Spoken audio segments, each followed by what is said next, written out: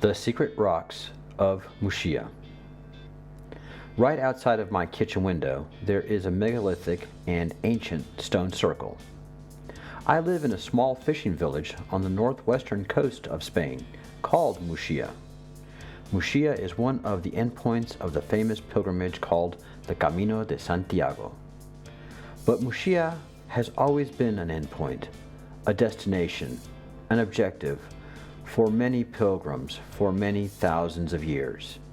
You see, Muxia is on a peninsula that points north, almost perfectly, and tracks the sun all day with a clear view east to west. Finally, this peninsula, made of granite, has a granite hill in the middle of it. This granite hill, which is roughly 150 feet tall, was obviously a holy site for thousands and thousands of years. This part of Spain was the last part to be Christianized by the Catholic Church. This has always been a very strong pagan community, even before the Roman invasion 2,200 years ago. The Romans stayed here for over 700 years. Then came the Visigoths, and then the Moors, or as we know them, the Muslims. It was a Catholic king that retook Spain 500 years ago, and then Spain was ruled by the Spanish in a very Catholic way. With all of this history, Spain is covered in archaeology and very ancient ruins.